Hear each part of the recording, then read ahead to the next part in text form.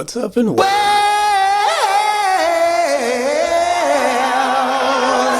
to the /11, where you get the lowdown on the latest and greatest big screen bloodbaths. I'm your host Rashard Cunningham, the brother who gushes for the good, the bad, and the most gory cinematic or streamed horror story. And today I'm going to be talking about Final Destination Bloodlines. No escapes. This is the 6th entry in the Final Destination franchise, and it's not the best. Wait, what? Nothing. No, what's that supposed to mean? I will definitely say that while it isn't the best, for some reason it is the highest rated on Rotten Tomatoes, which makes utterly no sense to me. I know it's ultimately just Tony Todd carrying this film from the grave, because I think that's the only main reason that this film is getting so much love, is because it's Tony Todd's last performance. May he rest in excellence. And so I think that while this film is definitely overhyped, it was doomed to be overhyped because 1, 3, and 5 are like a perfect trilogy. The thing about 2, 4, and 6, they're either heinously overhyped or trash if you think about the 4th one. Final Destination 3 is always going to be the GOAT. People just need to accept it and get the over this obsession with Final Destination 2's premonition with the log truck, because that is such an overhyped fear. Roller coasters are so much more common. Like, dude, shut up. Yeah, like I'm gonna take advice from you. This film was directed by Adam Stein and Zach Lipovsky, and the screenplay was also written by Laurie Evans Taylor and Guy Busick. Guy Busick is the one who did Abigail, Scream 5, and Scream 6. And so I just was kind of confused because the writing in this film is kind of... It's kind of lazy. You on crack.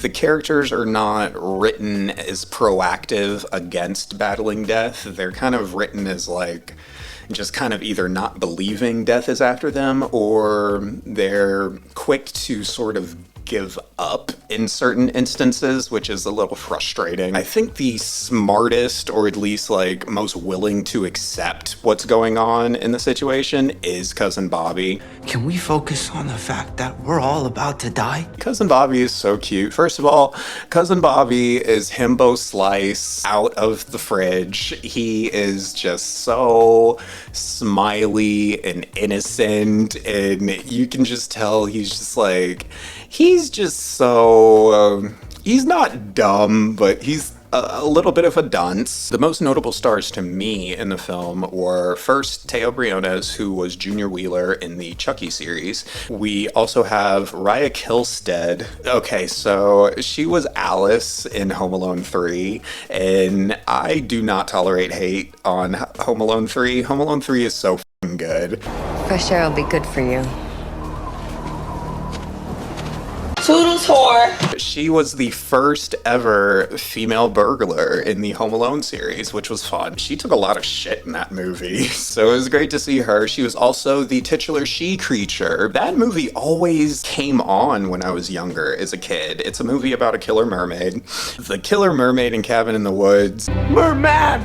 The merman, he has nothing on Raya Kilstead as she-creature. Oh, come on. I never watched The 100 ever, but people f***ing love Richard Harmon. They think he's a righteous dude. First of all, Richard Harmon's very cute, but his character is clearly the fan favorite. People f***ing love Eric. Sick, right? The main lead in this film is Stephanie.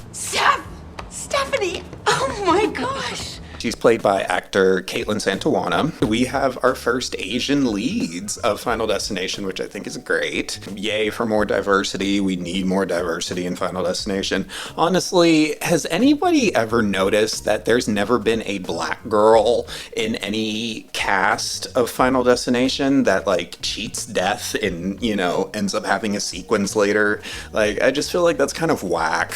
What, are black women not cheating death or something? Like, what's what's the problem here? There was more diversity, it felt like, in this one than any other. Even though there were black men in the main cast in 2 and 3, and also in 4 and 5, I still just feel like they were like the token black character. In this one, they were actually black characters and it felt natural, even though they didn't end up surviving to go on later and die, but still it was just like, okay, this is a diverse world.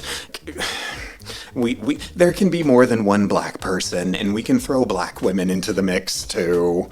Like, it's just kind of like, okay, like, get it together. Stephanie is having a recurring premonition that's not even hers. Her grandmother Iris, back in the 60s, had a premonition of Skyview Tower. The thing is, Stephanie has never met her grandmother. I don't know her. She decides to go home to sort of figure out, like, what's the family secret. And the thing that she finds out is her family does not fuck with Grandma Iris, like, at all. Stay the hell away from her. Why do we have to have this common trope of women who are traumatized by a horrific event? And what they do is, later in the sequels, they ultimately traumatize their kids to be paranoid. That's become such a stupid trope in horror to, like, you know, just the final girls that never healed. I saw it. The shape. Mom. I am disgusted because you a grown-ass woman. It's very David Gordon Green's Halloween with me, like how they did Laurie Strode and how traumatized Karen is. I learned how to shoot a gun when I was 8. I learned how to fight. I had nightmares about the basement. Oh, but baby. I'm a fan of pretty much majority of the characters in this film. There's nobody I really hated, except for Stephanie's dad. He can suck a d. You can just tell he's an armchair shrink, and he just tries to, like, overly rationalize things to a point where it's really annoying. So Tim Lee did a great job playing him because I really don't like Marty. I don't even think Marty's meant to be likable. Honestly, Marty was just there. We could have killed Marty. Please do not encourage this. Marty. Bitch, shut up. See, there were side characters in this movie that we really could have killed. We definitely could have killed Aunt Brenda, not because I dislike Aunt Brenda, because she's a sweetheart. I just feel like, okay, if we have to kill Eric, we could have killed Aunt Brenda too. I mean, dude.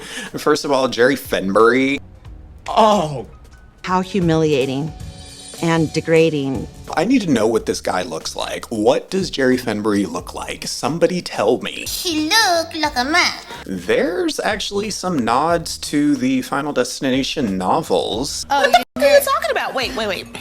And yes, there's actually Final Destination spin-off novels. What are you talking about? What? They novelized the first 3 movies, and then there's technically 6, although the 6th book was limited edition print, because for some reason they gave a fuck about misprints all of a sudden, even though the 4th book is full of fucking misprints. So I don't know. They didn't give a shit one day, then they gave a shit for the 6th one, which is actually one of the better books in the series. So I don't know. And it was a tiny misprint. Big deal. Meanwhile, the 4th book has so many misspelled words and misprints, it's just kind of like, okay. Are you bitches blind or something? They misspelled the name of the main character on the back of the book because it says Annie, but the main character's name is Allie in Final Destination Dead Man's Hand. And I also want to mention, by the way, that the opening premonition in the movie is based off of this book. So Final Destination Dead Man's Hand is about a newlywed named Allie Goodwin. She has this premonition that the elevator that she's in with her fiance and a bunch of random strangers derails and cracks, and of course everybody falls to their death, and she saves them. It's not a big group of people in this one, but it takes place in Vegas, so it's supposed to be really exciting. So Skyview Tower is actually based off of Merlin's Tower, which is fun, but completely different type of premonition though. This one's more focused on the elevator. Skyview Tower is more focused on the restaurant exploding and killing everybody inside. The ultimate ultimate plot of this movie comes from Final Destination, Destination Zero, because the main plot is about a young girl named Patty Fuller, and she's a journalist. She has a premonition of a terrorist bombing on the LA subway. Here's the thing. Her great-great-grandmother also had a premonition of a psychic's house fire back in the Victorian era, and this is also the time during Jack the Ripper, so everybody has that, oh, who is Jack hysteria going on, and it's basically 2 Final Destination stories in one. And honestly, this book should definitely be adapted into a miniseries because it's got some of the craziest death sequences. There's a triple death in this book that is utterly insane, involving a mummy sarcophagus, and that's all I'm gonna say. But if you didn't know about the books, you need to find the books, and I hope you saved up some money because these motherfuckers are extremely rare and extremely expensive. Nobody even really realizes that there's books. Very few people know, and very few people also know about the Spring Break comic book, which, oh god, that would be a fantastic movie. The thing is, they need to adapt the books that are spin-off novels and adapt the Spring Break comic book into actual films, because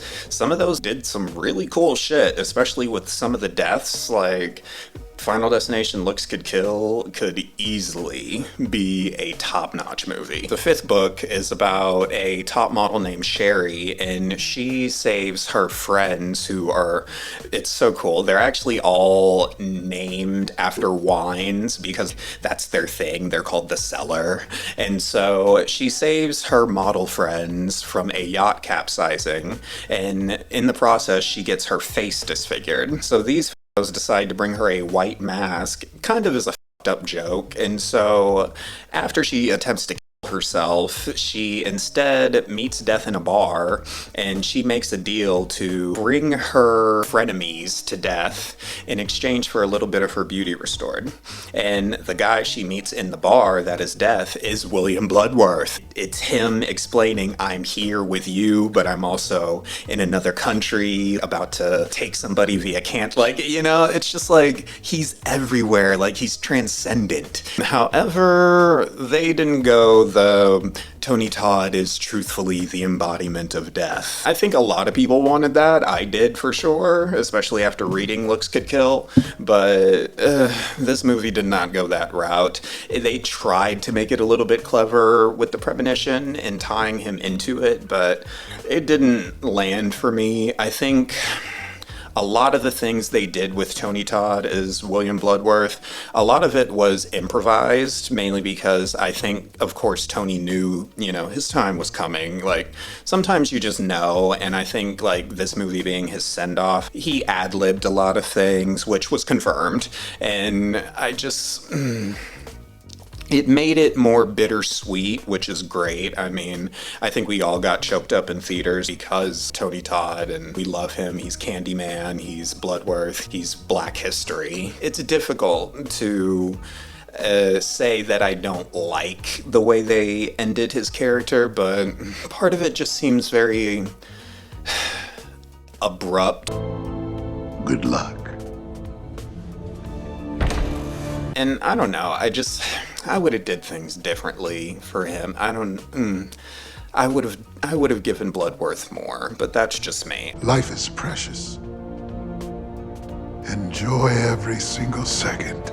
I will definitely have to give this one a 3 slashes. 3 slashes because it is middle of the road. I wasn't expecting to give it more than 3 slashes, to be quite honest. Final Destination Bloodlines is not a bad entry, but it's not a high entry.